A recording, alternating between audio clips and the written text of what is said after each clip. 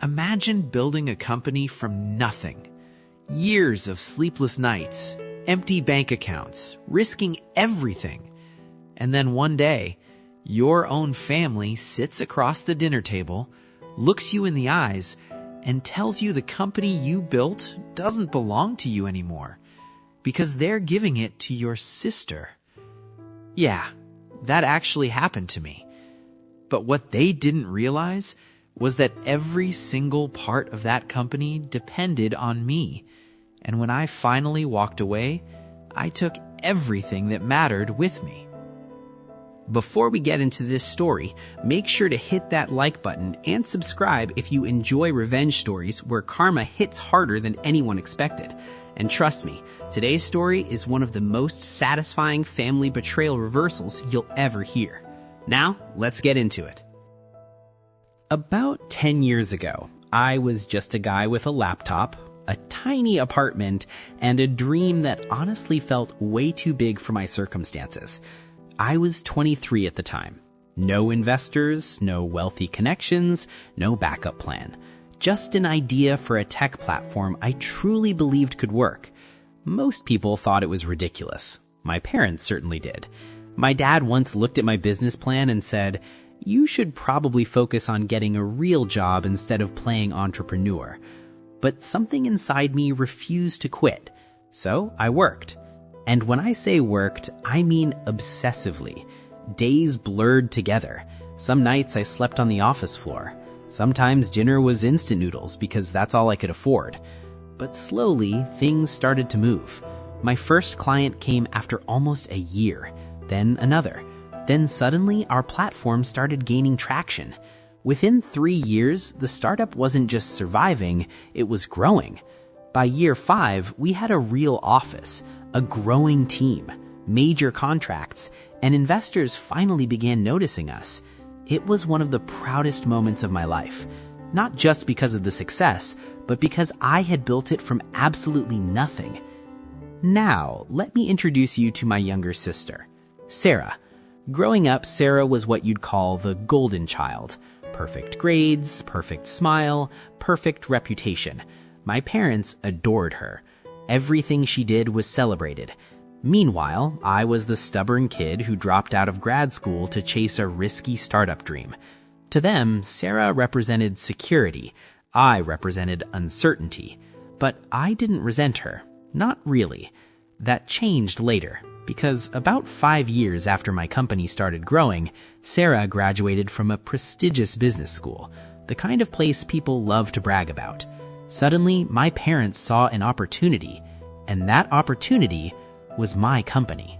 At first, it started with casual conversations.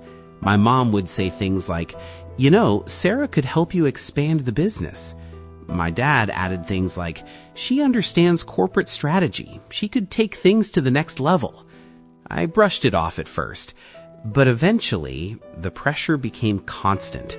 Every family dinner turned into a discussion about how Sarah should join the company. Eventually, I gave in, partly because I thought it might strengthen our relationship, and partly because she actually had good ideas. So I hired her. Big mistake. In the beginning, everything seemed fine. Sarah was charismatic, confident, extremely good at talking to people. Employees liked her, clients liked her, even investors liked her. But slowly, something started changing. She began making decisions without asking me. Small things at first, then bigger ones. She started holding meetings I wasn't invited to. She introduced new policies. She even began presenting company strategies as if they were her ideas. The strange part, people started believing it, because Sarah was incredibly persuasive, and because she had something I didn't. My parents' complete support. The moment everything collapsed happened during a family dinner. A dinner I thought was just a normal gathering. But the atmosphere felt strange from the beginning. My parents seemed excited. Sarah looked confident, almost smug. Halfway through dinner, my father cleared his throat. Then he said something that made my stomach drop. "We've been discussing the future of the company." I looked up. confused. Then my mom continued, "We believe Sarah should take over leadership moving forward." For a moment, I thought they were joking. Then Sarah leaned forward, completely serious. "It's not personal," she said, "but the company could grow much faster with my leadership." I felt like the air had been punched out of my lungs. My own family, talking about my company like it belonged to them, like I was just an employee. I tried to reason with them. I explained that I founded it, built it, grew it, but their minds were made up. They truly believed Sarah was the future and that I should step aside. That was the moment something inside me changed. Not anger, not yet, just clarity. I didn't argue anymore. I didn't yell. Instead, I nodded, and I started planning. You see, there's something my family didn't understand.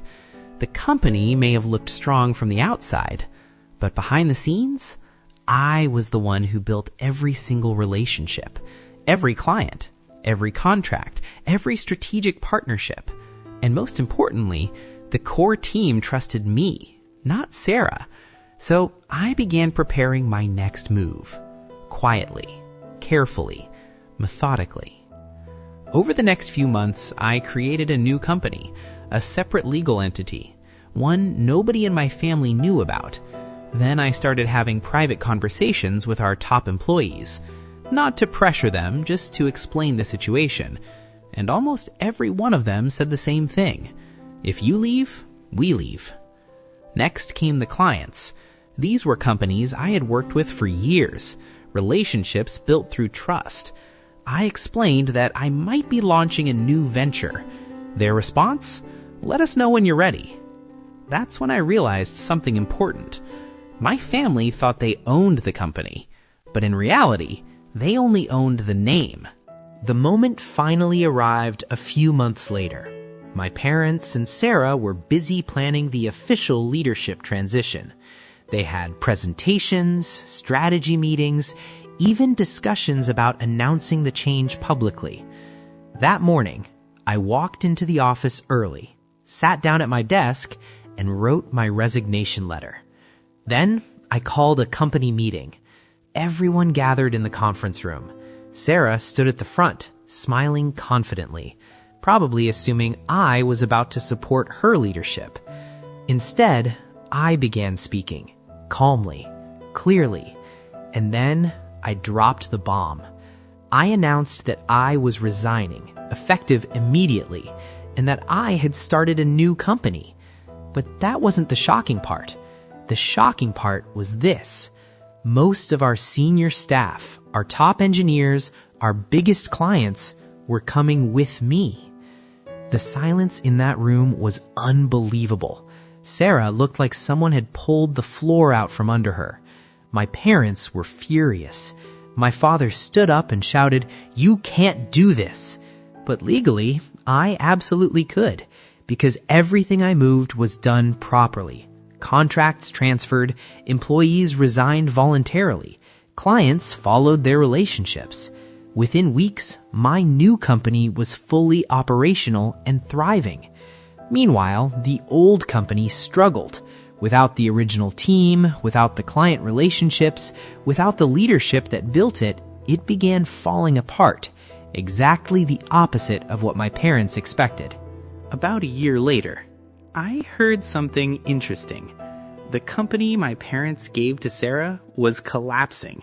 Revenue had dropped dramatically, investors pulled out, employees quit.